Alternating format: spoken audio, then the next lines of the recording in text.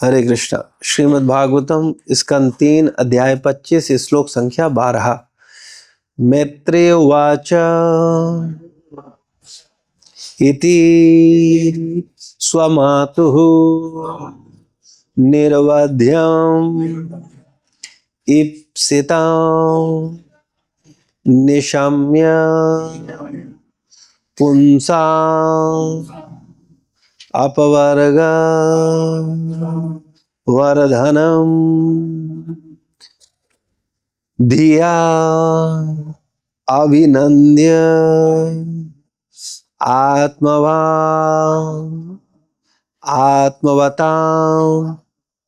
सतां गति वर्षभास स्म शोभितानना। मैत्री उवाच इति स्वमातु निर्वध्य इति स्वमातु निर्वध्यमीप्सितम्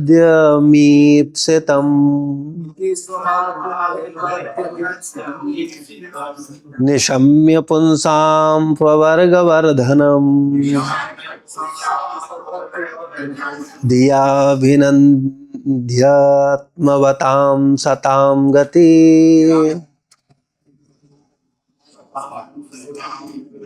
वर्षभाष स्मित शोभिताननः। मैत्रेय उवाच इति स्वमातु निर्वध्यमीप्सितम् निशम्य पुंसापवर्गवर्धनम् धियाभिनन्द्यात्मवतां सतां गति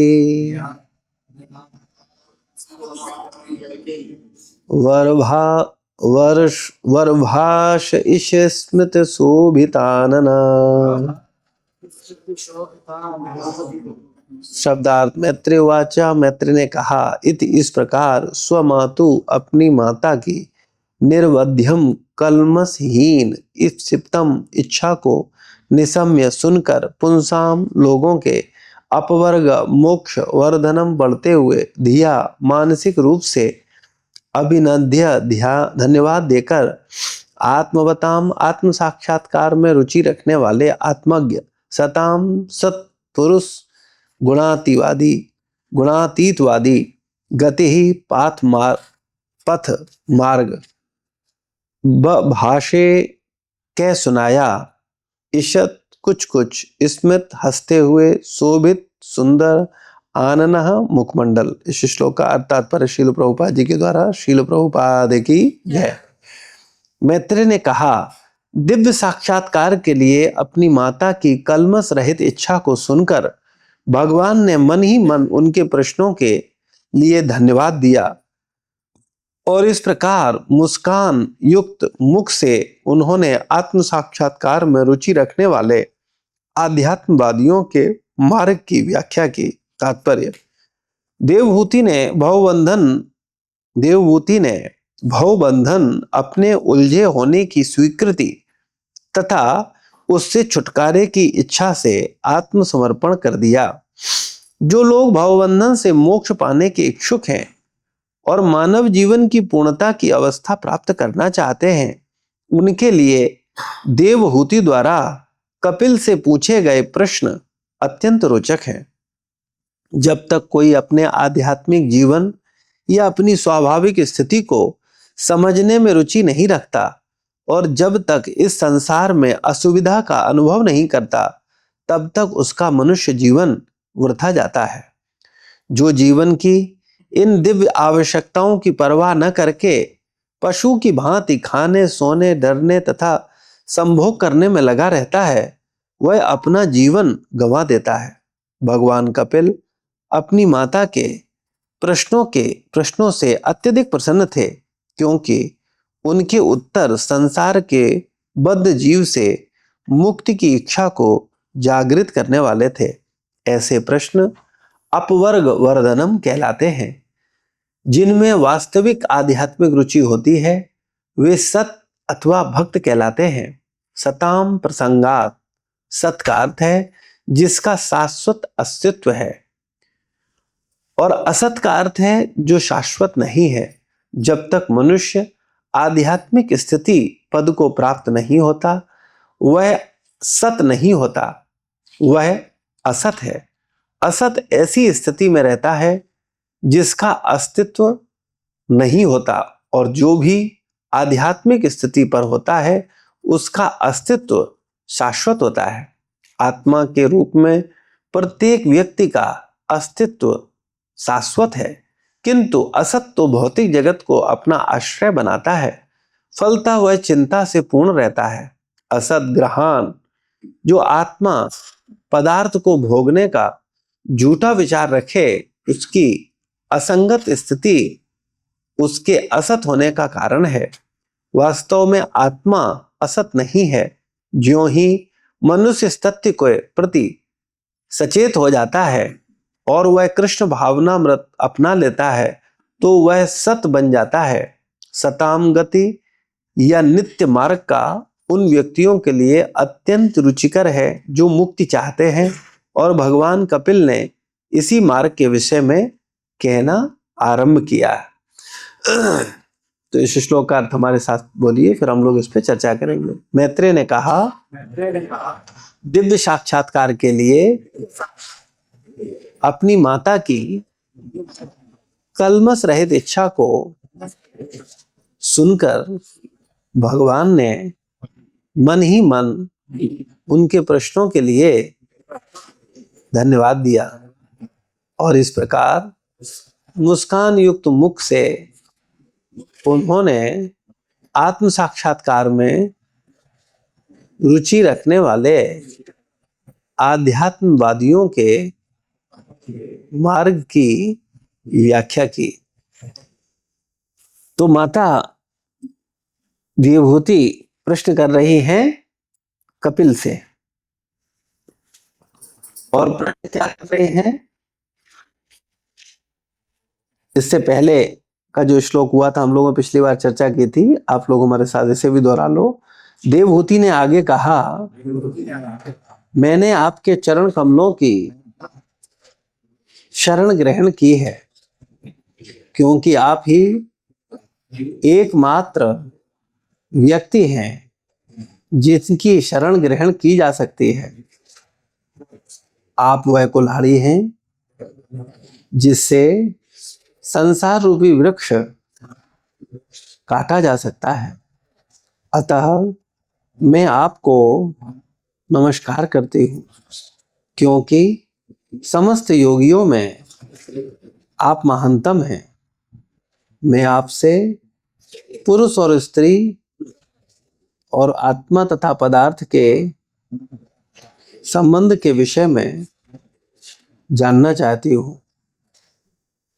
तो यहाँ माँ अपने पुत्र से प्रश्न कर रही हैं, और पुत्र से क्या कहती हैं कि एकमात्र आप ही हो जो क्या कर सकते हो, मुझे सही मार्ग बता सकते हो।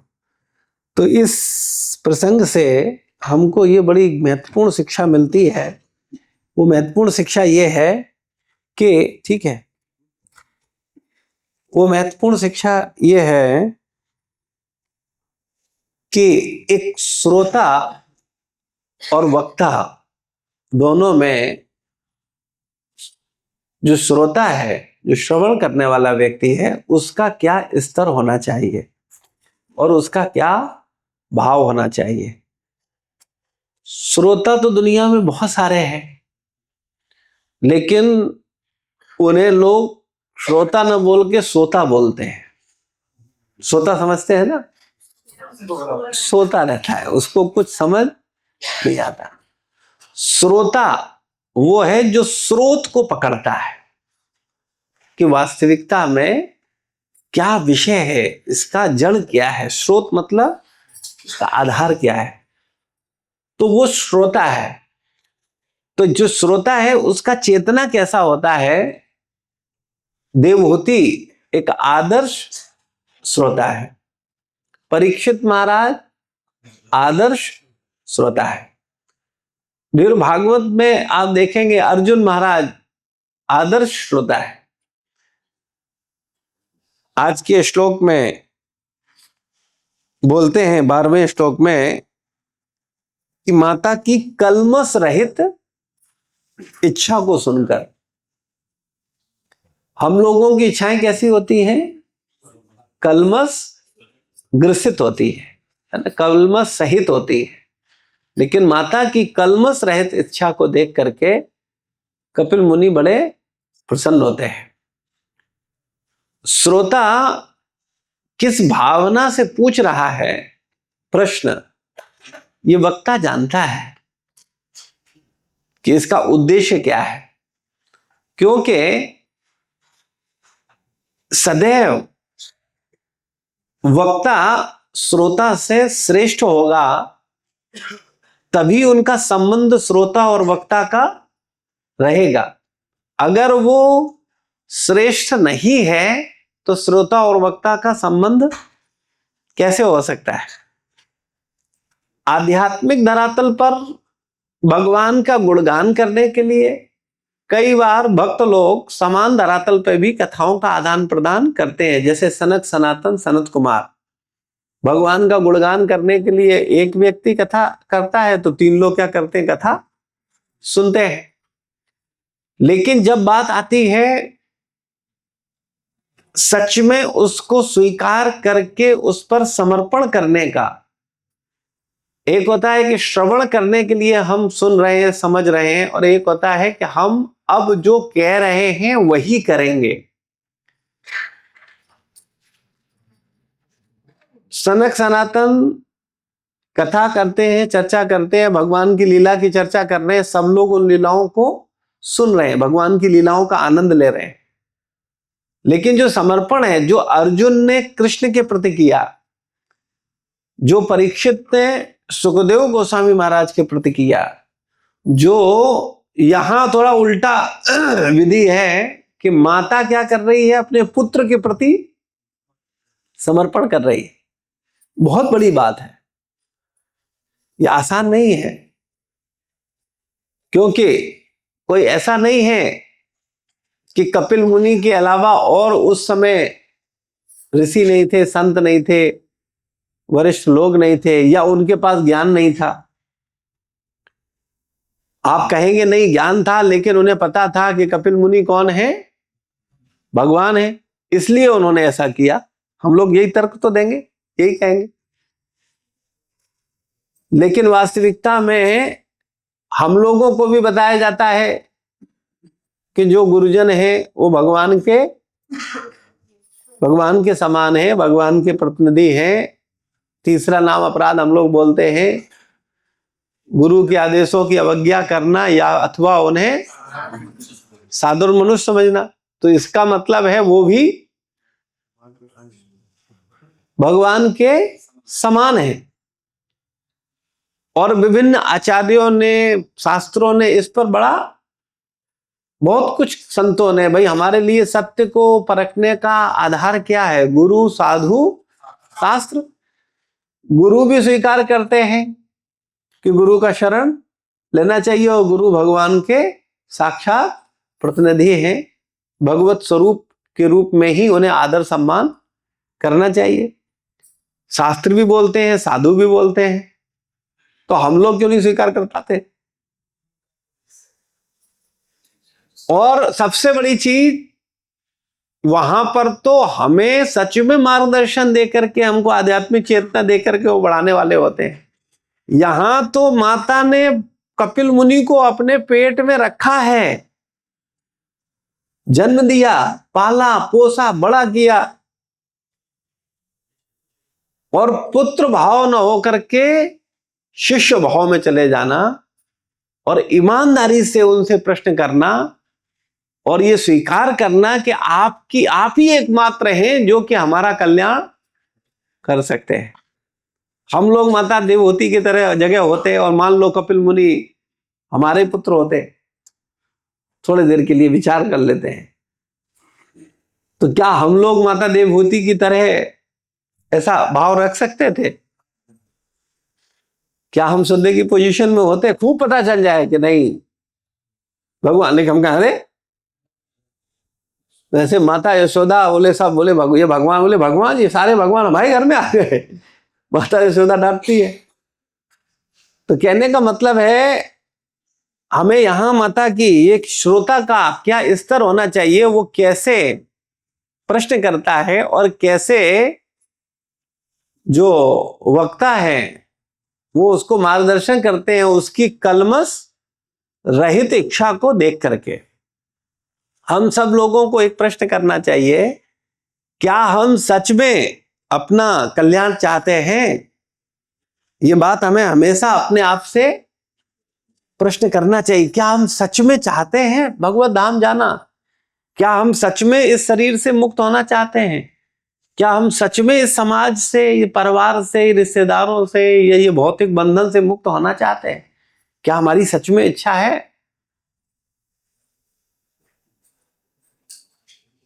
या केवल ठीक है एक अलग वातावरण बन जाता है, एक अच्छा लगता है, ठीक है थोड़ा घर में अच्छा लगता है, कुछ लोगों को मित्रों के पास अच्छा लगता है, कुछ को थोड़ा मार्केट में 2-4 लोगों से मिल लेते हैं, बात करके अच्छा लगता है, तो ऐसे ही थोड़ा मंदिर में आकर के भी 4-6 लोग, एक अलग टेस्ट हो जाता है और मिल करके बात हो गई और अच्छा लग रहा है।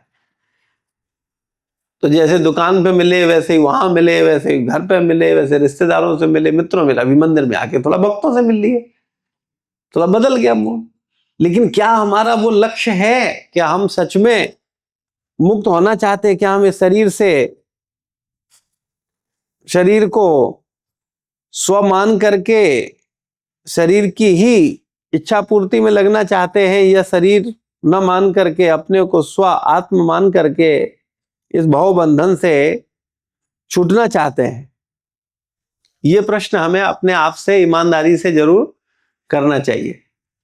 अगर हम सच में जानते हैं, समझ रहे हैं कि नहीं वास्तविकता में इस भव बंधन में रहने से कोई फायदा नहीं है, इस संसार में कोई भी हमारा न था, न है और न होगा, हम सबको रोज अनुभव संसार दे रहा है, रोज अनुभव हो रहे हैं, लेकिन फिर भी हम लोगों ने क्या कर रखा है? संसार को पकड़ रखा है।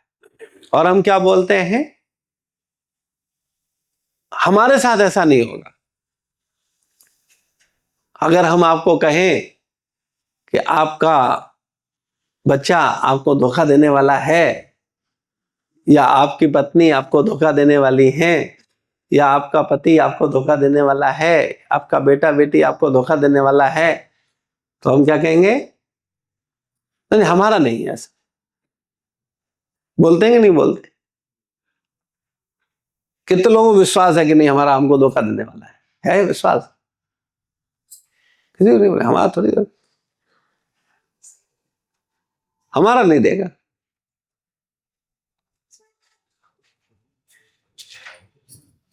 लेकिन सबसे बड़ी चीज है, हम लोग चूंकि तथ्य और सिद्धांतों को समझते नहीं हैं, इसलिए मोह में पड़े हुए हैं। रोज अखबार में आ रहा है, आए दिन, आजकल तो बहुत ज्यादा आने लगा, पहले तो कभी कभी आता था, अभी आए दिन आता है।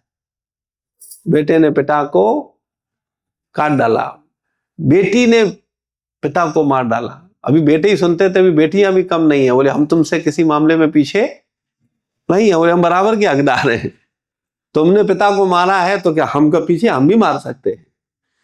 एक ही अखबार में एक ही दिन में दोनों घटनाएं एक ही दिन की थी। एक जगह पुत्र ने पिता को मारा और एक जगह बेटी ने। और ऐसे नहीं, आप सोचो, एक होता है कि चलो गुस्से के आवेश में कोई टीवी फोड़ देता है, फेंक देता है,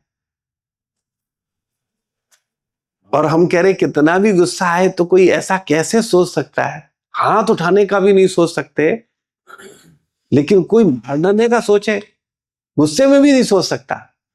और वो तो प्लानिंग के साथ पहले से पूरा व्यवस्था कर दी, बोले उसको तो ऐसे इससे काटेंगे, इससे रखेंगे, इससे ये करेंगे। मानसिकता किस स्तर पे जा रही है? और हम लोग बोले हमारा नहीं ऐसा कर, हम ठीक है अच्छा है, हम तो भगवान से प्रार्थना करेंगे कि आपका ऐसा न करे, हम लोगों का भी ऐसा न करे। लेकिन उनके पेपर छपने से पहले उनसे पूछा जाता तो वो क्या बोलते, मेरा ये, वो भी तो यही कहते ना, वो कहते क्या, हाँ अरे मुझे तो मालूम है, मैं मार्च 27 में छपने वाला हूं दैनिक जागरण में। उन्हें पता था क्या? उनको भी नहीं पता था। आध्यात्मिक समझ न होने के कारण हम बोल रहे हैं, इसको थोड़ा सा समझो। अच्छा चलो, कई बार लोग बोलते हैं बेटा धोखा दे देगा, बेटी धोखा दे देगी, सब आज के समय में कोई नहीं है, एक शरीर ही है जो तुम्हारा साथ देगा। बोलते हैं कि नहीं बोलते? और तो किसी का कोई भरोसा, लेकिन ये शरीर भी धोखा देता है कि नहीं? ये भी धोखा देगा। अभी देखते देखते किसी को पैरालाइज हो जाएगा, किसी को कैंसर हो जाएगा, किसी को कुछ हो जाएगा, किसी देखते देखते होगा। और अभी भी छोटे मोटे कुछ ना कुछ बीमारियां चली रही है। कोई हम में से किसी ने चाहा था कि हमें ये बीमारी हो जाए? नहीं, हो गई। क्यों? शरीर धोखा दे रहा है। और हम ईमानदारी बताओ, बेटा बेटी पत्नी पति, उससे भी ज्यादा विश्वास किस पे करते हैं? अपने शरीर पे करते हैं।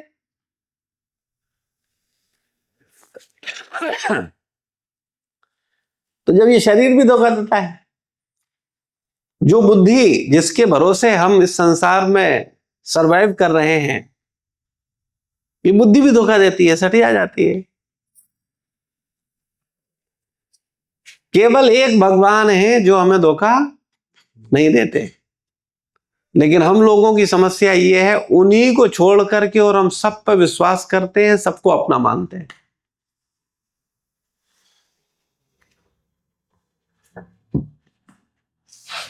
भगवान को ही हम लोग अपना नहीं मान पा रहे हैं।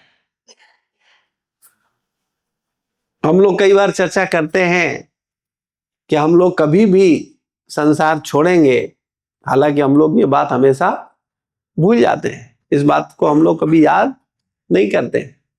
लेकिन विचार करो, जब भी हम संसार छोड़ेंगे तो कोई साथ रहेगा, शरीर अपना साथ रहेगा, ये जिससे हम विश्वास कर रहे हैं। लेकिन हम रहेंगे। अभी हमने एक दिन एक भक्त देखा, उसके दोनों हाथ कटे हुए थे, एक पैर भी कटा हुआ था, मंगला आरती में आया था, देखा था।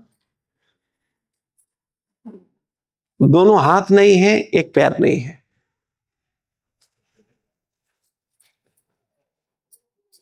अभी हम सब लोगों को जरा सी बात बुरी लग जाए, उसने ऐसा किया, उसको देख लेंगे, उसको ऐसा करते, पता है तुरंत हम सब भरे रहते हैं बिल्कुल। लेकिन अगर हम शिथिल पड़ जाएं, हमारा शरीर साथ न दे, हम बीमार पड़ जाएं, तो एकदम अलग व्यक्ति विनम्र हो जाता है। महसूस किया है आपने अपने आप को कभी? अगर हम कभी थोड़ा सीरियसली बीमार हो जाएं, बिल्कुल हाथ हिले नहीं, पहले नहीं, परिवार वाले हॉस्पिटल ले जा रहे हो, मित्र हमारे साथी भक्त हमको केयर कर रहे हो, तो व्यक्ति बड़ा विनम्र, ऐसे लगेगा जैसे बिल्कुल गाय है ये। और जैसे ही थोड़ी शरीर में शक्ति आई और उसको लगा कि अब मुझे कोई किसी की जरूरत, अब तो हम चल सकते हैं, दौड़ सकते हैं, फिर सकते हैं, वैसे ही फिर वो अपना रंग, फिर वो बाप का नहीं रहेगा, माँ का नहीं रहेगा, जिन्होंने पैदा किया, जिन्होंने बड़ा किया, उनको ऐसा कैसे करते, मैं गलत नहीं बर्दाश्त करता हूं। माँ हो चाहे बाप हो, मैं सही बात करता हूं, मैं गलत नहीं स्वीकार करता। ऐसा व्यक्ति कब तक बोलता है? जब तक उसके शरीर में शक्ति रहती है, मिथ्या अहंकार रहता है। हमने अच्छे अच्छे लोगों को मरते समय माफी मांगते हुए देखा है, माफ करना, मुझसे गलती हुई है। और कई लोग तो मरते दम पे भी माफी नहीं मांग पाते। उनकी चेतना ऐसी होती नहीं है कि वो रियलाइज कर पाए कि उन्होंने जीवन में किसी के प्रति कोई अपराध या गलती की है। तो जो माफी मांग लेते हैं उनको तो फिर भी मौका मिलता है, लेकिन जो केवल क्रिएट करके ही जाते हैं वो क्या है? और ऐसी माफी से फायदा भी क्या? जब तुम सामर्थ्यवान थे, जब तुम माफी मांगने लायक थे, तब तुमने माफी मांगी नहीं। अब माफी मांगने से क्या फायदा? जब किसी को तुम्हारे व्यवहार से, तुम्हारे अहंकार से, तुम्हारी मिथ्या भावनाओं से, तुम्हारी ईर्ष्या से, तुम्हारे दुर्व्यवहार से कष्ट हो रहा था, तब तुमने उसकी परवाह की नहीं। तब तो तुम अपने अहंकार में थे, अपने जोश में थे। और जब तुम शारीरिक रूप से दुर्बल हुए या तुम्हें समझ आया कि नहीं अब तो हमें इनका भोग भोगना पड़ेगा, तो माफी मांगने लगे। तो जो तब भी माफी नहीं मांगते हैं उनसे तो चलो वो ठीक है, कम से कम गिल्ट कर रहे हैं, लेकिन वो गिल्ट हाथी स्नान वाला है। जैसा कि उपदेशामृत में कहा गया कि भाई आप कहो कब आपसे गलती होगी, हम लोगों का यही स्वभाव है, कोई गलती होती है तो हम क्या करते हैं, थोड़ी देर पश्चाताप करेंगे, और वो भी कोई अगर थोड़ा आध्यात्मिक समझ रखता होगा तो पश्चाताप करेगा, और उसके बाद में तुरंत फिर वही कार्य करेंगे।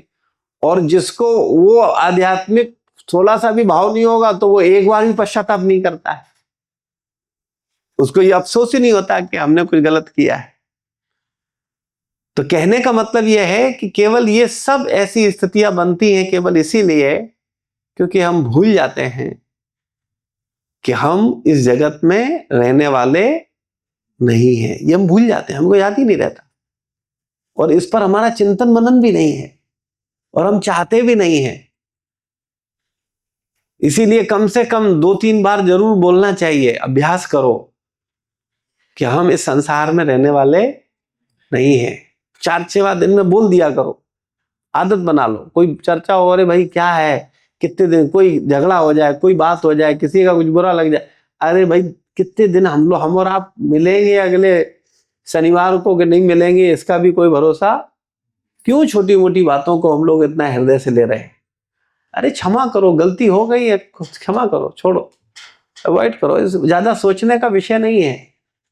कुछ अच्छा कर जाओ, कुछ अच्छे कर्म कर जाओ, कुछ अच्छी भावना ले लो, कुछ अच्छी चेतना ले लो, जिससे कि हम अपने ऊपर काम करके अपने को आगे बढ़ा सकें आध्यात्मिक जीवन में।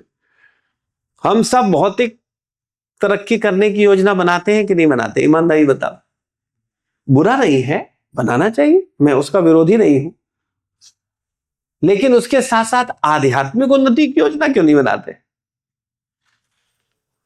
जितनी भौतिक में बना रहे हो उतनी आध्यात्मिक बना लो, क्या बुराई है? कोई दिक्कत नहीं है। लेकिन भौतिक में तो हम उन्नति की खूब योजना बनाते हैं, और अगर उन्नति नहीं होती है तो रोते हैं। और आध्यात्मिक जीवन में कोई रोता है? आज तक कोई रोया कि मेरी उन्नति नहीं हो पा रही? फर्क ही नहीं पड़ता है, क्योंकि उसको हम उतना सीरियस ले ही नहीं रहे। एक अलग अलग वातावरण में है, चल रहे हैं, ठीक है। कई बार लोग बोलते हैं अरे ठीक है, एक यही काम थोड़ी है, और भी तो बहुत कुछ है, बहुत कुछ करना है, नौकरी है, ये है, वो है, खाली एक मंदिर, सत्संग, प्रचार, साधना यही थोड़ी है। बोलते हैं कि लोग नहीं बोलते, स्वीकार ही नहीं करते कि वास्तविकता में यही सत्य है ये, लेकिन मान ही नहीं रहे। क्योंकि ये कब सत्य मानेंगे? जब हम ये समझ जाएंगे कि हम शरीर नहीं आत्मा है। तो माता की कलमश रहित इच्छा को सुनकर भगवान ने मन ही मन उनके प्रश्नों के लिए क्या किया? धन्यवाद दिया। आप लोग भी आपस में जब कोई आध्यात्मिक प्रश्न करता है तो प्रसन्न होना चाहिए, धन्यवाद देना चाहिए। क्यों? क्योंकि अब कुछ कथा, कुछ सही बात करने का चर्चा मिलेगा, मौका मिलेगा। और नहीं तो आप क्या होता है, आप लोग मिलते हो आपस में, क्या चर्चा करते हो? ईमानदारी बताओ, जब मिलते हो एक दूसरे से कभी भी चर्चा ये करते हो पिछली बार चर्चा क्या हुई थी? जैसे आप लोग भौतिक जगत में भौतिक शिक्षा लेते हो, तो अगर मान लो आपको थोड़ा प्लस माइनस सिखाया जा रहा है, तो अगली क्लास आते हैं तो हम पिछली वाली क्लास का थोड़ा प्लस माइनस का चर्चा कर लेते हैं ना। आध्यात्मिक जगत में कितने लोग आकर के ये चर्चा करते हैं? ईमानदारी से बताओ कि पिछले संडे हम लोगों ने क्या चर्चा किया था, उसमें क्या विषय पे चर्चा हुई थी। अपने नोट्स खोलें और चर्चा करें, देखो ये बात हुई थी पिछली बार, यहाँ ये चर्चा चल रही थी, देवहूति माता ने कितनी अच्छी बात कही थी। और सच बात है, हम लोग तो ऐसी भावना में हैं, ऐसा कभी चर्चा होती है? इससे क्या पता चलता है?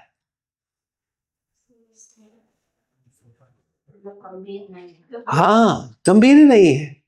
हमें तो घेरा गया है, कुछ माहौल बस, कुछ समाज बस, कुछ मर्यादा बस, कुछ जबरदस्ती में घिर गए हैं, कुछ बोले अब इतना समय दे दिया, अब कहाँ जाएं। ठीक है, जैसा चल रहा है चलने दो। सीरियस ही नहीं है, विचार ही नहीं करते कि नहीं हम आए क्यों हैं। हम लोग जो कुछ भी कर रहे हैं, चाहे वो उत्सव हो, चाहे वो तीर्थ यात्राएं हो, चाहे वो कुछ भी, इनका पर्पज क्या है, ये क्यों कर रहे हैं? कभी आपने विचार किया? चाहे आनंदम हो, चाहे रथ यात्रा हो, चाहे जन्माष्टमी हो, इन सब उत्सवों के पीछे या तीर्थ यात्राओं के पीछे, या ये गीता क्लास हो, भागवत क्लास हो, सैटरडे क्लास हो, क्या उद्देश्य है?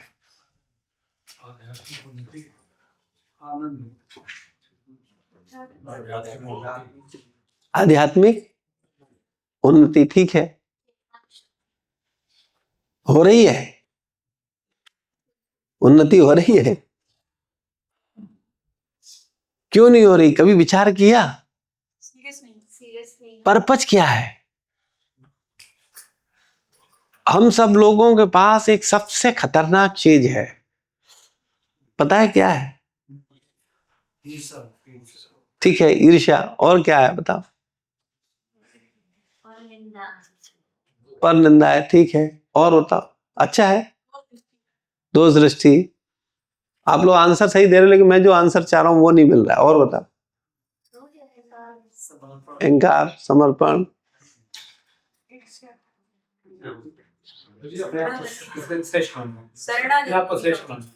हाँ ठीक है, सब अपनी अपनी जगह अपने दोस्तों को बता रहे हैं। दूषित बुद्धि, ठीक है, शरणागति की कमी, हाँ ठीक है, सब अपनी जगह अपनी कमियों को पहचान रहे हैं। ठीक है, अगर आप ईमानदारी से बोल रहे हो, लेकिन मैं जो आंसर चाह रहा था वो तो आप सब अपनी जगह ठीक हो, लेकिन मैं जो चाह रहा था वो आंसर था मन। सबसे खतरनाक चीज, क्योंकि ये मन जो है, इसमें असीमित शक्ति है।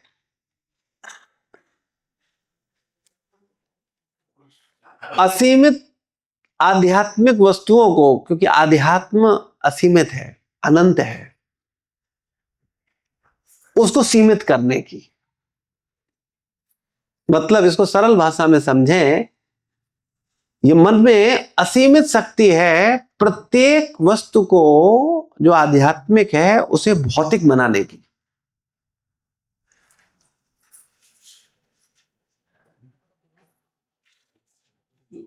जैसे भगवान, शुरुआत भगवान से करते हैं।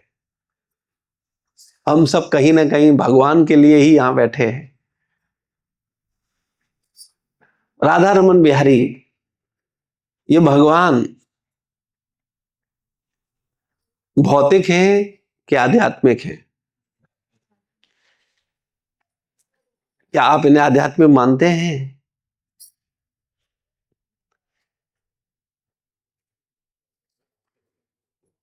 नहीं मानते हैं, बुरा मत मानना, लेकिन सच्चाई यही है। क्योंकि आपका मन, जिसकी आपने ईमानदारी से शरण ले रखी है, वो आपको क्या समझाता है? ठीक है, होंगे ठीक,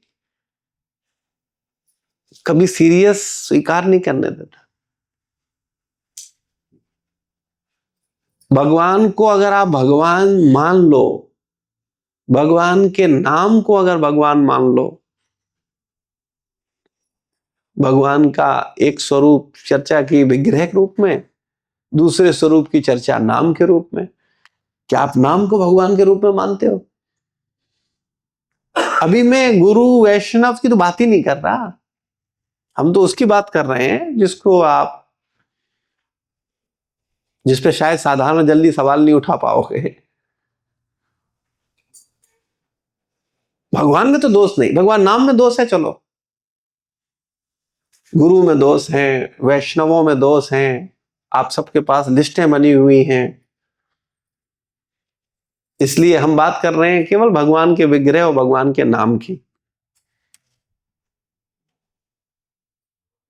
वो तो भगवान है ना, उसमें तो कोई संदेह नहीं है ना। क्या उसे आपने भगवान मान लिया है?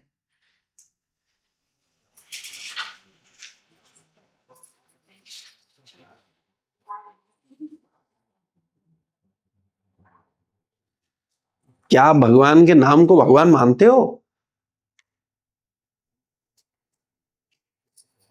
भगवान के विग्रह को भगवान मानते हो? भगवान का जो घर है जहां बैठे हैं हम और आप, क्या इसे भगवान का घर मानते हैं?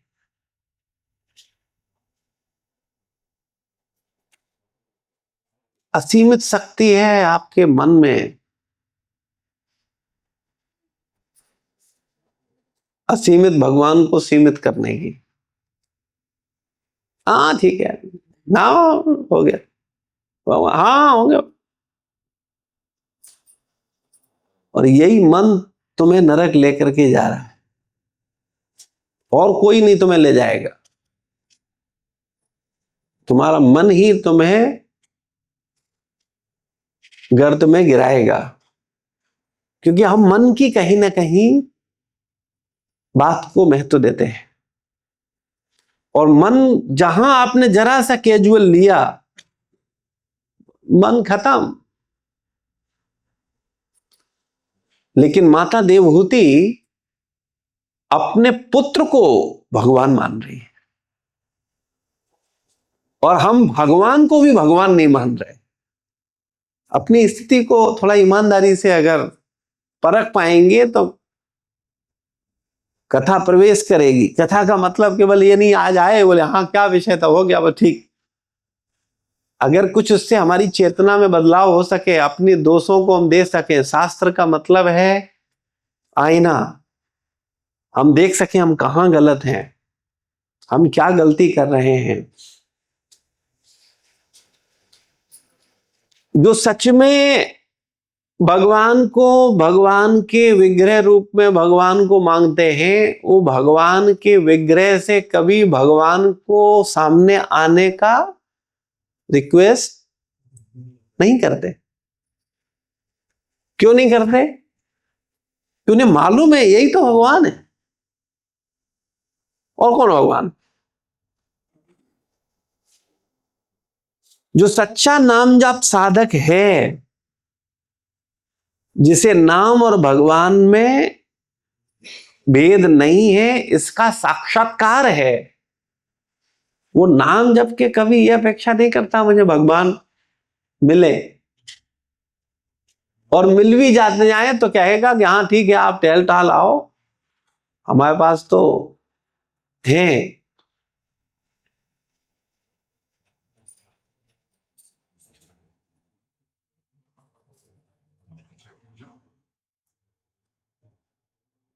भगवान, हम लोग कितने बड़े मूर्ख हैं यह मानने को तैयार नहीं है। भगवान साक्षात आ जाए, चलो कई बार आप सबके मन में बड़ी क्यूरियोसिटी रहती है कि हाँ खास कभी कभी ऐसा होता हो, पहले तो सोचते ही नहीं है, लेकिन लगता है हाँ अरे बड़े भाग्यशाली रहे होंगे वो संत जिनके समक्ष भगवान प्रकट हुए, है ना। और जिनके सामने प्रकट नहीं हुए वो बोले ये ऐसे ही भक्त हैं, इनका वो लेवल नहीं है, क्योंकि इनके सामने तो भगवान प्रकट हुए नहीं है। भगवान प्रकट हो या भगवान प्रकट ना हो, वो महत्वपूर्ण नहीं है, भगवान से कौन कितना प्रेम कर रहा है वो महत्वपूर्ण है। अगर किसी को नाम से प्रेम है, नाम में प्रेम है, तो भगवान उसकी मुट्ठी में है, कहीं और नहीं है। लेकिन हमें विश्वास ही नहीं है, हम भगवान के नाम को भगवान नहीं मानते। और ये किसके कारण? मन के कारण। मन ही है भगवान को भगवान मानने नहीं देता, गुरु को गुरु मानने नहीं देता, वैष्णव को वैष्णव मानने नहीं देता, मंदिर को मंदिर मानने नहीं देता, सत्संग को सत्संग मानने नहीं देता। और हम सब कहीं ना कहीं इसी के शिकार हैं। और अपने मन को कितने लोग गाली देते? ईमानदारी से बताओ, देते मन से अपने मन को गाली?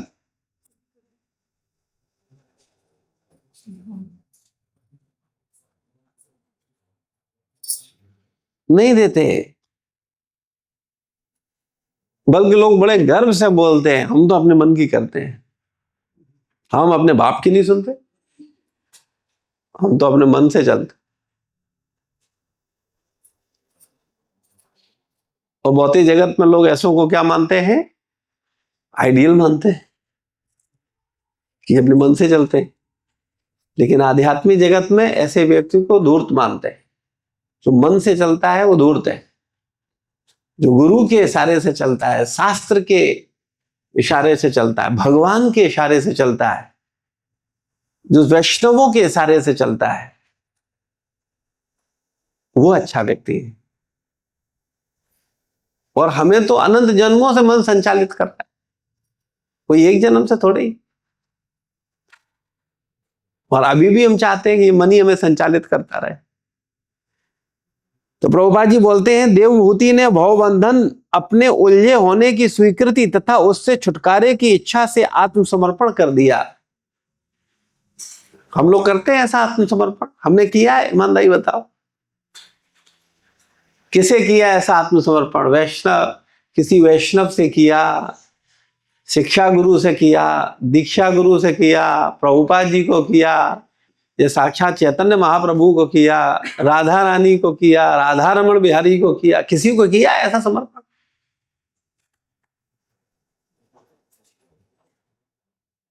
आते तो रोज हो, क्या करने आते हो?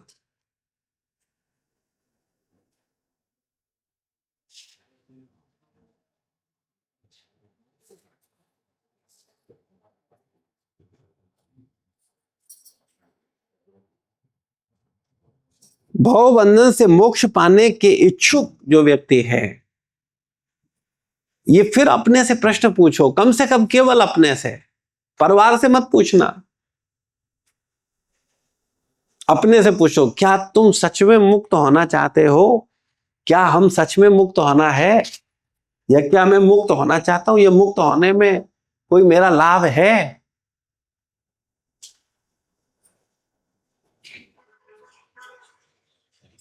माता देवभूति मुक्ति चाहती हैं, मोक्ष चाहती हैं। उन्हें मोक्ष चाहिए तो उन्होंने पुत्र की भी शरण ले ली, जिसे उन्होंने पाला पोसा पैदा किया। छोटा अहंकार नहीं है, बोलने को कुछ भी अकल नहीं होती आदमी में 2 पैसे की, तो वो कुछ भी बोले। आसान नहीं है। जिसको तुम पैदा करो, जिसको बड़ा करो, उसकी शरण लो। और कैसी शरण? ऐसी शरण नहीं, बोले आपसे श्रेष्ठ कोई और है नहीं, आप ही एक हो जो हमें सही मार्ग दे सकते हो।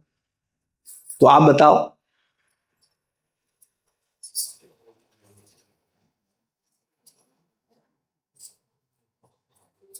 प्रभुपाद जी लिखते हैं, जो जीवन की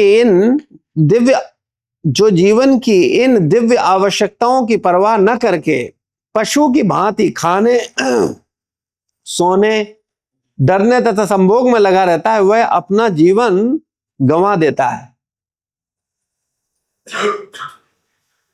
तो आप लोग कहेंगे हम तो नहीं गंवा रहे, हम तो 16 माला करते हैं, हम तो सत्संग कर रहे हैं।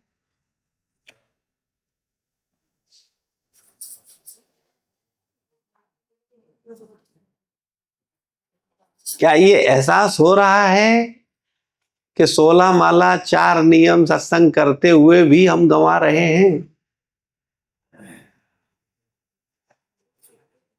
क्यों गंवा रहे हैं? क्योंकि सत्य पर फोकस नहीं कर रहे, सही भावना से साधना नहीं कर रहे हैं। आप क्या कर रहे हो वो उतना महत्वपूर्ण नहीं है, आप किस भावना से कर रहे हो वो बहुत महत्वपूर्ण है। आप कुछ भी करो, कुछ भी करो, कोई चोरी कर रहा हो, इसीलिए बोला गया वैष्णवे क्रिया मुद्रा। हाँ, क्योंकि आप वो क्या कर रहा है आपको क्या देखेगा?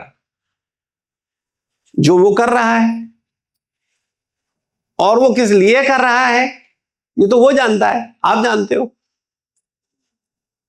किसी भी भक्त के विषय में कोई भी व्यक्ति कुछ भी कह सकता है, लेकिन वो क्या कर रहा है ये वो जानता है, वो गलत कर रहा है या सही कर रहा है उसे पता है। अगर वो थोड़ा भी आध्यात्मिक चेतना रखता है तो दूसरा नहीं समझ सकता।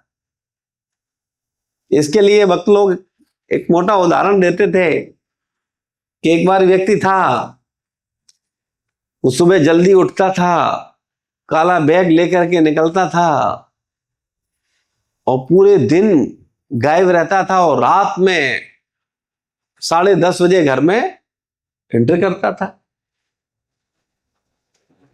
तो नया नया मोहल्ले में किराए पे शिफ्ट हुआ था, तो सब उसे संदिग्ध नजर से देखते कि भाई आप सोचो आपका पड़ोसी सुबह रात में ही निकल जाए और रात में ही प्रवेश करे और किसी से कोई मतलब नहीं, तो आपको क्या लगेगा? बोले पता नहीं कैसा आदमी है, क्या कर रहा है क्या नहीं कर रहा है। तो मोहल्ले में सब लोग एकत्रित हुए, बोले कि नहीं ये अब मोहल्ले के लिए खतरा हो जाएगा। ये गए, उसके बाद भाई तुम्हारा क्या सिस्टम है, क्या करते हो ये? तो कोई कह रहा है स्मगलर है, कोई कह रहा है कुछ है, कुछ कह रहा है, सब लोग चर्चा किए, बोले नहीं ठीक है, ऐसे आदमियों को हम रहने नहीं देंगे, इसके पास चलते हैं।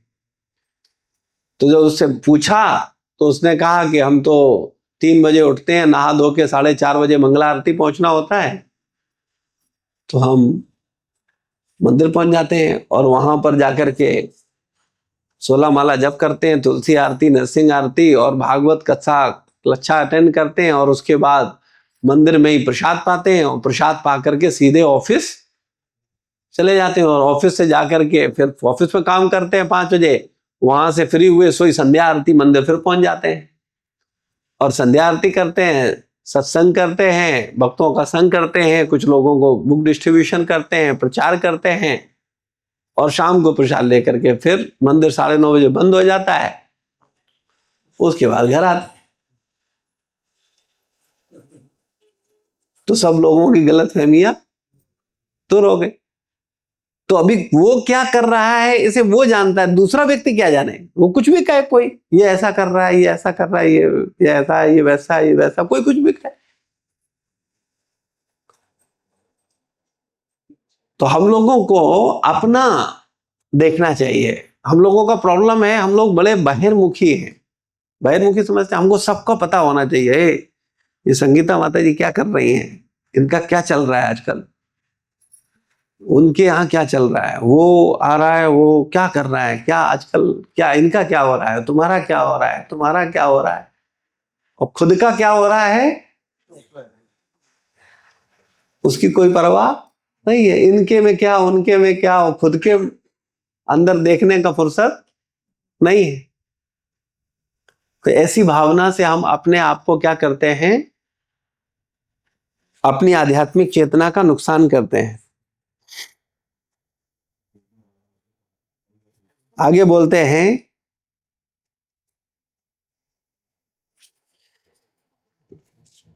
जिनमें वास्तविक आध्यात्मिक रुचि होती है वे सत अथवा भक्त कहलाते हैं। जो भक्त हैं वो क्या कहलाते हैं? सत। और जो कम भक्त हैं वो क्या कहलाते हैं? असत। सतम प्रसंगात, बड़ा सुंदर 25वां अध्याय है। एक एक श्लोक को जब पढ़ेंगे ना, एक एक श्लोक की गहराई में जाएंगे, सब कुछ स्पष्ट होगा। लेकिन होता क्या है, आप लोग कनेक्ट ही नहीं कर पाओगे। पिछली वाली क्लास क्या थी, क्या विषय था, बोले वो तो हो गया, उससे क्या लेना देना। अभी क्या है, बोले इससे भी कुछ ज्यादा लेना देना नहीं है। उस टाइम कितना हो गया, 7:30 हो गए, आ गए, चलो अब जल्दी से निकलें, फिर घर पहुंचे। ये अंतर बस भागे जा रहे हैं। कोई विषय का पता ही नहीं है, क्या चर्चा चल रही है, क्या विषय है, पिछले क्या कहा था माता देवहूति ने, कपिल मुनि ने क्या समझाया, स्वयं साक्षात भगवान है वो क्या बोल रहे हैं, क्या मार्गदर्शन दे रहे हैं, क्या समझा रहे, कुछ विचार ही नहीं, कुछ चिंतन में ही रह रहे। चिंतन में प्रपंच है, इनने क्या कहा, उनने क्या कहा, इसने क्या किया, इसको कैसे नीचे दिखाओ, उसको कैसे ऊंचा करो, उसने ये बोल दिया, उसने मुझे ऐसा कह दिया, इन्हीं प्रपंचों में लगे हुए। जब थोड़ा भागवत के विषय पर माता देवहूति क्या कह रही है उस पर फोकस कर दो, कपिल मुनि क्या कह रहे हैं उस पर फोकस कर दो, तो फिर सपना माता क्या कह रही है उस पर ध्यान जाएगा। और कोई कह भी रही है, बोले कह रही है तो कान दो, उनमें जितनी समझ होगी उतना ही कहेंगे। हम तो माता देवहूति जो कह रही है वो सुनेंगे, हम तो जो कपिल मुनि कह रहे हैं वो सुनेंगे। होता है कि नहीं होता, आपस में हम लोग भक्तों के बीच में है, किसी ने कुछ भी कहा,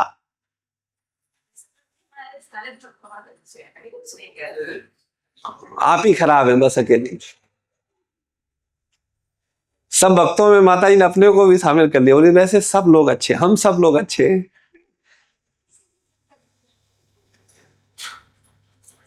निश्चित रूप से भक्त होते ही अच्छे हैं, लेकिन जब हम भक्त होंगे सच में बहुत अच्छे होंगे। बुरा मत मानना, आप कमबख्त भक्त हैं इसलिए कमबख्त भक्त होते हुए भी अच्छे हैं, क्योंकि उसमें भी भक्त तो जुड़ा ही है। लेकिन जिस दिन सच में भक्त हो जाएंगे उस दिन क्या आनंद होगा, क्या अच्छाई होगी, अभी अच्छाई पता ही नहीं है। अभी तो वो संसार के मलिन लोगों से थोड़ा सा अपनी भावनाओं को ऊपर किया है, तो हम लोग एक दूसरे से मिलकर के तसल्ली होती है। कोई तो है कंठी पहनने वाला, कोई तो है तिलक लगाने वाला, कोई तो है प्रवचन में बैठ करके प्रभुपाद जी प्रभु जी की बात को सुनने वाला। आज तो बेटे ही नहीं सुन रहा है, बेटी नहीं सुन रहा है, ये नहीं सुन रहा है, वो नहीं सुन रहा है, साफ जगत ऐसा ही है। ये लोग बहुत अच्छे हैं, लेकिन अच्छे क्या होते हैं? अच्छे हैं माता देवहूति जैसे भक्त, अच्छे होते हैं अर्जुन जैसे भक्त, अच्छे होते हैं हनुमान जैसे भक्त, अच्छे होते हैं प्रभुपाद जैसे भक्त, अच्छे होते हैं परम पूज्य गोपाल कृष्ण गोस्वामी महाराज जैसे अच्छे भक्त। ये अच्छे होते हैं। बोले हम तुम्हें अच्छा कहें फिर तुम हमें अच्छा कहो, दोनों अच्छे बने रहें बस, इसीलिए तुम अच्छे हो। कभी अच्छे नहीं हो पाएंगे। क्यों? आपने कुछ बड़े लोगों का नाम ले लिया तो प्रभु जी हम लोग भी क्या? अगर तुम्हारे वो आइडियल हैं तो वही बनने के लिए हम लोग यहाँ आए हैं। काहे के लिए आए? कई एक लोग बोल रहे थे, मुझे सुनने में आया, बोले प्रभु जी वो कह रहे थे, बोले प्रभु जी तो प्रभुपाद बनना चाहते, तो हमने किसमें बुराई क्या है? अच्छी बात है, आइडियल है मेरे। हम कृष्ण तो नहीं बनना चाहते कि 16,108 विवाह कर रहे हो।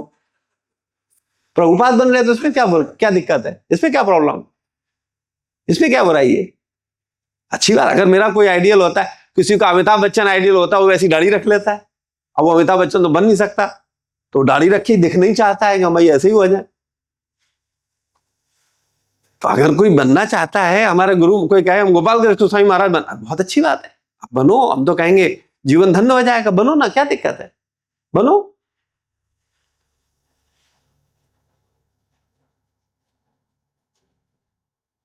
हमारे जीवन का लक्ष्य क्लियर होना चाहिए। हम आ क्यों रहे हैं? हम इसीलिए कहते हैं, बोले हम एक सिंपल सी बात कहते हैं, प्रभुपाद जी ने कितने लोगों को दीक्षा दिया, भक्ति सिद्धांत सरस्वती महाराज ने कितने लोगों को दीक्षा दिया, कितने लोग थे, गिने चुने। दीक्षा से नहीं होता, आपके समर्पण से होता है, आपकी निष्कपटता से होता है। जब पहली बार दीक्षा लिए थे तब हमने दीक्षा लिए हुए सब भक्तों से दक्षिणा में क्या मांगा था? हमने भाई दीक्षा के बाद आप लोग सब क्या करते हो? भिक्षा मांगते हो। भिक्षा मांग करके आप गुरु जी को जाके देते हो कि भाई ये हम आपके लिए भिक्षा मांग के लाए हैं। तो हमने कहा था मैं भाई 2-4 हजार रुपए इकट्ठा करके मांग करके वो आपस में भक्तों से बोले देखो हम तुम्हें भिक्षा दे दें, तुम हमें भिक्षा दे दो, और अपने मंदिर में मांग लेंगे भिक्षा। बोले यहां लोग समझेंगे और बाहर जाएंगे तो कहेंगे ये पागल हो गया है क्या, भीख मांग रहा है। तो हमने कहा था हमने भाई भिक्षा देनी है तो क्या दो? याद है राष्ट्रपति प्रभु क्या कहा था? है एक मंदिर दो। क्या दिक्कत है भाई बताओ? हम बार बार कहते हैं, हम थोड़ा चुटकी ले लेते हैं आप लोगों की कि भाई हम तुमसे ईर्ष्या नहीं करते तो तुम हमसे ईर्ष्या क्यों करते हो? हम तो कहते हैं कि भाई तुम सब प्रेसिडेंट बन जाओ, और हम तो खुद ही मांग रहे थे तुमसे एक मंदिर। अब हम एक मंदिर तुमसे मांग रहे हैं, इसका मतलब क्या हुआ? अगर तुम में बुद्धि है तो समझो, हम तुमसे एक मंदिर मांग रहे हैं तो इसका मतलब क्या हुआ कि जैसे हम टूटी फूटी सेवा करने का गुरु महाराज का प्रयास कर रहे हैं, तुम भी हमारी तरह वैसे ही तुम भी सेवा करो। क्या दिक्कत है? तुम भी करो। और हो सकता है कोई बड़ी चीज नहीं मांगी हमने, क्योंकि हमने गुरु कृपा को देखा है, गुरु कृपा को पहचाना है, और हमने गुरु महाराज को वो अर्पण किया था। भाई इटावा में तो हम लोग शुरुआत 0 से ही किए।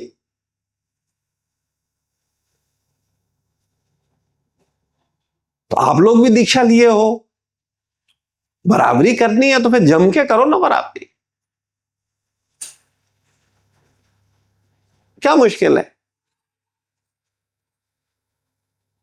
अच्छी बात है। इससे समाज का अच्छा होगा कि नहीं हो बताओ? अगर ऐसा होगा तो कितना अच्छा होगा, बुरा होगा बताओ ईमानदारी? अच्छा होगा। अभी तक 46 बन गए होते तो आने वाले जो 100 दीक्षा लिए थे उनका टारगेट थोड़ा सा बढ़िया हो जाता, उनको आदर्श दिखता, अरे हमारे 46 मंदिर तो बन चुके हैं, अभी तो हमें फिर 100 मंदिर हमें और बनाने हैं।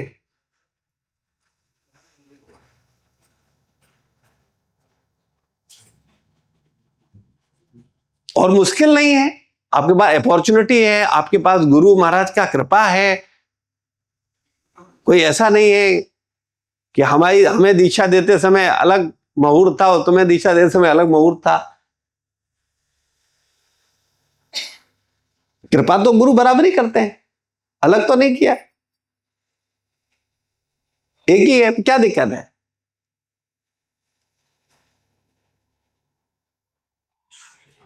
तो आप लोगों का स्थिति यह है कि जब गीता आनंदम आएगा या गीता डिस्ट्रीब्यूशन आएगा तो आप लोग मुंह छुपाते घूमोगे।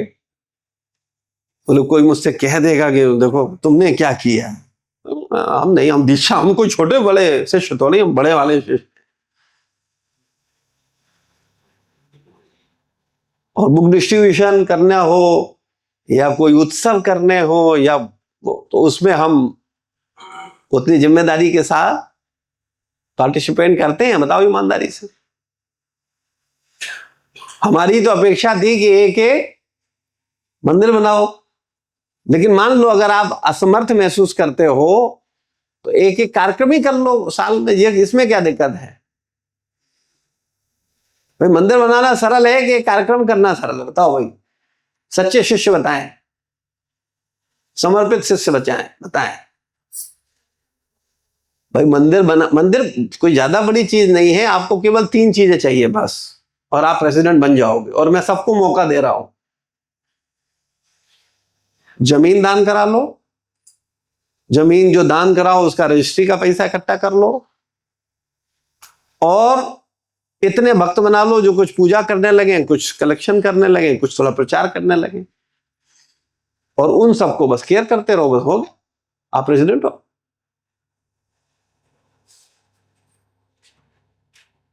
और अपने पास स्कोप भी है, बाराबंकी खाली है, हरदोई खाली है, रायबरेली खाली है खाली कि नहीं है बताओ? सुल्तानपुर है, चारों तरफ बहुत, जगदीशपुर पड़ा हुआ है, देखो।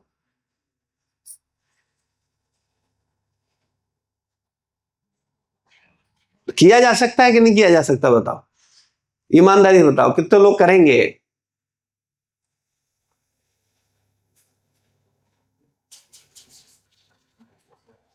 कोई हाथ खड़ा नहीं कर रहा है।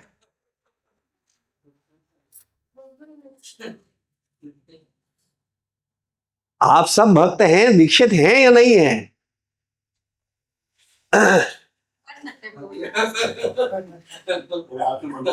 मरवा दिया, बनवा दिया, अच्छा बनवा दिया।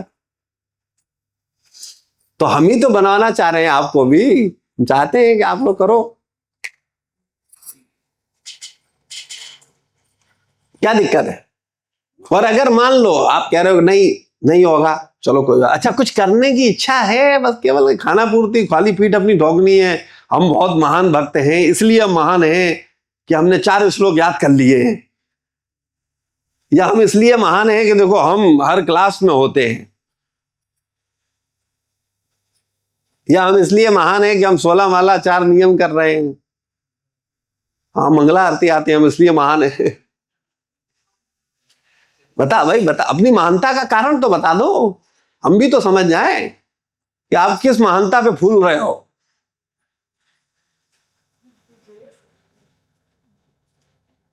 तो हम चाहते हैं कि आप थोड़ा सा, अगर ये नहीं हो सकता तो फिर एक उत्सव की जिम्मेदारी ले लो।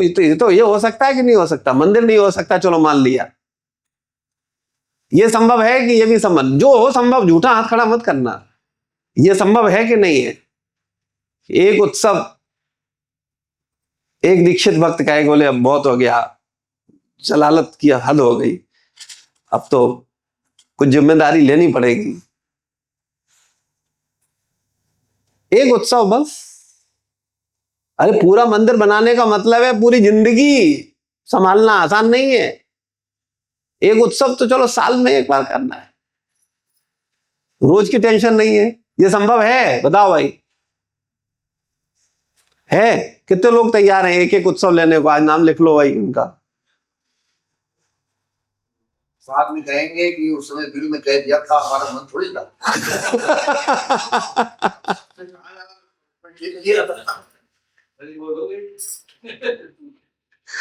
ये स्तर है, और उस पर पंचायत करेंगे, इसकी निंदा उससे, उसकी निंदा उससे, इसका वो, उसका ये ऐसा कर रहा है, वो ऐसा कर रहा है, इसने ऐसा कर दिया, उसने ऐसा कर दिया।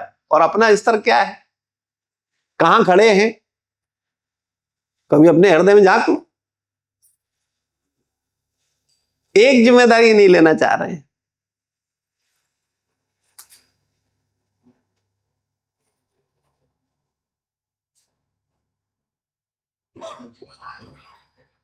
तो हम लोगों को थोड़ा झांकना चाहिए अपने हृदय में, और जो अच्छा कर रहे हैं उनको अप्रिशिएट करना चाहिए। तब क्या होगा, आप पे उनकी कृपा होगी, और उनकी कृपा से तुम भी कुछ कर पाओगे। और नहीं, कुछ नहीं होगा, कुछ अपने कर्म खराब करोगे और कुछ नहीं। अपराध होंगे, पाप से ज्यादा खतरनाक है कि अपराध ज्यादा खतरनाक है? और हम क्या करते हैं, बोले पहले पाप करते थे, बोले अब हम भक्त हो गए हैं, अब हमारा क्या हो गया है, प्रमोशन हो गया। पहले हम पाप करते थे, अब क्या करते हैं, अपराध करते हैं। तो पहले ज्यादा खतरनाक स्थिति थी कि अब ज्यादा खतरनाक? तो अगर इसे समझ रहे हो तो अपनी रक्षा करो, बचाओ, ज्यादा दिन तक शरीर में नहीं हो, मरते ही अपराध और पापों का हिसाब होगा। जो कर रहे हैं उसी के हिसाब से हमारे साथ होना है, अच्छा है बुरा। तो इसका आकलन हमें करना चाहिए, और जो मूर्ख लोग हैं उन्हें उनकी बुद्धि पर छोड़ देना चाहिए। हमेशा ध्यान रखो, देखो कभी भी कोई व्यक्ति मूर्खता की बात करे तो उसको कभी सीरियस नहीं लगे उससे छोड़ देना, इसमें जितनी समझ है ये उतनी बात करेगा, छोड़। तो भक्त को क्या बोल रहे हैं यहां प्रभुपाद जी? भक्त क्या होता है? सत। सत का अर्थ है जिसका, वे सत अथवा भक्त कहलाते हैं। प्रभुपाद जी बोल रहे हैं वे सत अथवा भक्त कहलाते हैं। सताम प्रसंगात, सत का अर्थ है जिसका शाश्वत अस्तित्व हो। तो भक्त का अस्तित्व कैसा है? शाश्वत है, वो सदा से है। और जल्दी कम भक्त नहीं समझेंगे, उनको नहीं समझ में आएगा। वो तो कहेंगे सोहम सोहम सोहम। सोहम मतलब समझते हैं? जो तुम, सोहम सोहम। बोले जो भगवान, सोहम। बोले हम में और भगवान में क्या अंतर है? वही है। बोले जो भक्त, सोहम। बोले हम भक्त। बोले तुम अकेले भक्त? बोले जो तुम, सोहम।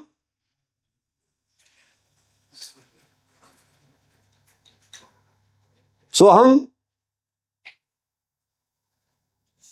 देखिए बोलने में कुछ लगता है, वास्तविकता ईमानदारी टटोल लो। अगर ईमानदारी से आपको 4 साल लगातार मंगला आरती आना पड़ जाए तो छींकें आ जाएंगी। ज्यादा बड़ी बात नहीं कर रहे हैं। 4 वर्ष लगातार केवल मंगला आरती, कुछ नहीं और करना है। न कलेक्शन करना है, न मंदिर बनवाना है, न आपको एक आनंदम करना है। बस 4 साल अपने घर से अपने आप को उठा के ले आओ, 4:30 बजे भगवान के सामने खड़ा कर दो। 4 साल। अगर कोई 4-6 महीने आ जाता है ना तो दूसरों सवाल करने लगता है, हैं देखो ये कैसे भक्त हैं, मंदिर में मंगला आरती नहीं आते हैं, ये है। अच्छा कितने दिन हुए? 6 महीने से आ रहा हूं मैं। अच्छा केवल मंगला आरती आ रहा है, इसी में इतने फूल गए।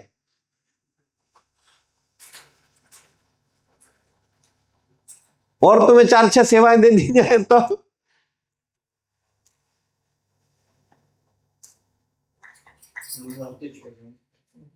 इसीलिए हम बोलते हैं हम लोग भक्त नहीं हैं, हम कौन हैं? हम भक्त हैं।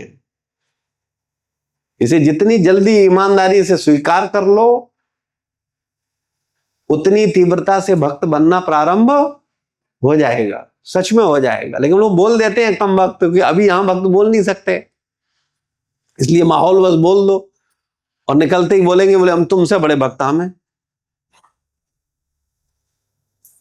तो हम लोगों को इस समय भक्त होता है सत। जब तक मनुष्य आध्यात्मिक स्थिति पद को प्राप्त नहीं होता वह सत नहीं होता, वह असत है। असत ऐसी स्थिति में रहता है जिसका अस्तित्व नहीं होता है, और जो भी आध्यात्मिक स्थिति पर होता है उसका अस्तित्व शाश्वत होता है, वो सदा से है और सदा रहेगा। आत्मा के रूप में प्रत्येक व्यक्ति का अस्तित्व शाश्वत है, किंतु असत तो भौतिक जगत को अपना आश्रय बनाता है। फलतः वह चिंता से पूर्ण रहता है। जो असत होता है वो किसे बनाता है आश्रय? असत को ही तो आश्रय बनाएगा, और सत को आश्रय बनाएगा। इस जगत में जो असत प्रधान चेतना वाले लोग हैं उनका विश्वास असत पे ही है, सत पे नहीं है। और जो सत प्रधान चेतना वाले लोग हैं वो सत पर विश्वास करते हैं। उन्हें भगवान पर विश्वास है, उन्हें गुरु पर विश्वास है, उन्हें वैष्णवों पर विश्वास है। वो खाली वांछा कल्पतरु बोलते नहीं हैं, उन्हें मालूम है प्रत्येक वैष्णव में, जो सच्चा वैष्णव है उसमें ये क्षमता है, वो कल्प वृक्ष के समान है, समस्त इच्छाओं को पूर्ण कर सकता है। असत ग्राहक, जो आत्मा पदार्थ को भोगने का झूठा विचार रखे, उसका असत असंगत स्थित उसके असत होने का कारण है। वास्तव में आत्मा असत नहीं है। ज्यों ही मनुष्य इस तथ्य के प्रति सचेत हो जाता है, वह कृष्ण भावना को अपना लेता है और वह सत बन जाता है। तो असत भी सत बन सकता है बशर्ते वो सत्य के चिंतन में हो जाए, सत्य के प्रति समर्पित हो जाए। ईमानदारी से बताओ, आप घर परिवार और शरीर के प्रति ज्यादा समर्पित हो या गुरु भगवान और राधा रमन बिहारी के प्रति समर्पित हो? बस इससे उत्तर तुम्हें अभियान मिल जाएगा तुम किस स्थिति पे हो। अपने मन में पूछ सोच लो, आपका केंद्र बिंदु क्या है? केंद्र में भगवान है, केंद्र में गुरु है, केंद्र में वैष्णव है, या बातें अलग हैं और आचरण अलग है? इसीलिए उन्होंने बोला कलमस रहित। प्रश्न सुन करके उनको बड़ा अच्छा लगा। कलमस रहित है, कलमस नहीं। हम लोग क्या करते हैं? कलमस सहित होते हैं, कलमस रहित नहीं होते हैं। श्रील प्रभुपाद की जय, गुरु महाराज की जय।